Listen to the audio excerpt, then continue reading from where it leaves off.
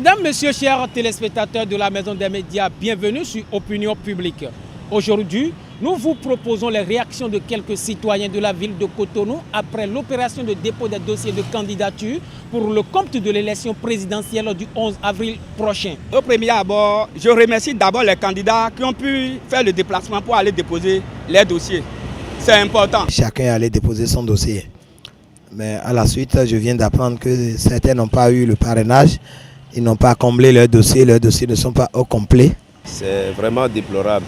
Nous avons une vingtaine de dépôts de candidature. Et dans ces vingtaines de dépôts de candidature, on est en train, en attendant que la Sénat ne nous confirme, on est en train d'apprendre par les rumeurs qu'on finira par retenir 3 duos sur 20. Ça pose allègrement que la réforme sur le système partisan a échoué.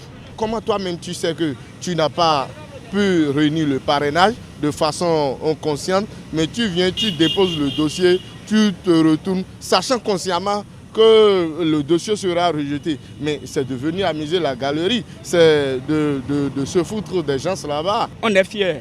C'est ce que signifie la démocratie. On va nous dire qu'il y a parrainage. Nous avons combien de parrainages? Si on fait le calcul, 77 plus 83, ça fait environ 160. Et 20 personnes ont déposé. Et tous ils devaient aller aux élections, on devait les trouver le parrainage. Donc en fait, le parrainage, on n'a qu'à mettre ça là de côté. Le peuple ne veut pas.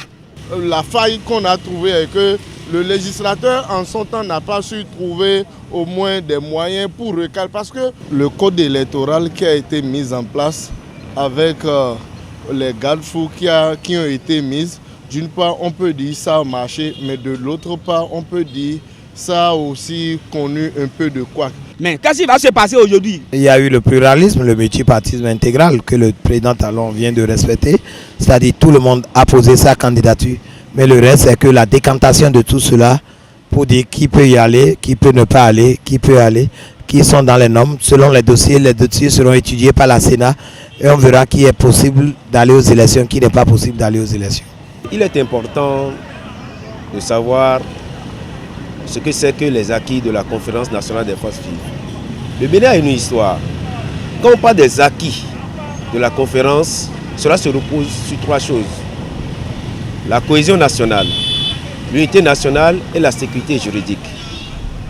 Mais est-ce que ces éléments sont réunis dans tout ce que nous assistons comme activité politique au niveau de la Sénat aujourd'hui? La réponse est négative.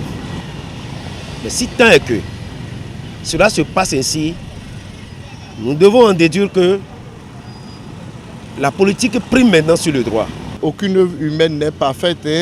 Il faut revoir les choses. Nous avertissons la Sénat de jouer pleinement son rôle.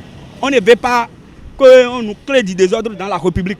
Parce que nous, on n'avait pas le billet d'avion pour aller n'importe où. Nous sommes dans le pays. Parce que quand ils créent le problème, ils quittent le pays. Vous voyez, non? Donc, on ne veut pas ça. Il faut qu'on tolère à tout le monde d'aller aux élections. C'est ce que nous souhaitons au Bénin. Laissez tout le monde aller. J'aimerais simplement dire que tous, et le pouvoir, et l'opposition, que tous respectent les institutions où les tests sont régis par les élections et afin que tout le monde puisse se voir. Il ne faudrait pas que nous fassions les élections dans la violence. Qu'on évite à coup sûr, que chacun de nous mette ça en tête, d'éviter la violence. À l'endroit des autorités béninoises, nous leur disons, d'abord, la première des choses, c'est la paix. Et la démocratie signifie la liberté d'expression, d'opinion. Donc, nous voulons la paix dans notre pays. La paix, la paix, la paix. Il a promis déjà qu'il y aura des élections inclusives. Et j'espère qu'il le fera. Et la population béninoise, sachez faire le choix. Sachez faire le choix. Parce que tout ce qui s'est passé dans les 5 ans passés, nous savons. Et faisons bien, et réfléchissez bien, et faire le choix correct. Chers amis téléspectateurs, ce sera tout pour cette émission. Merci beaucoup de l'avoir suivi. Nous vous donnons rendez-vous très prochainement pour un autre numéro.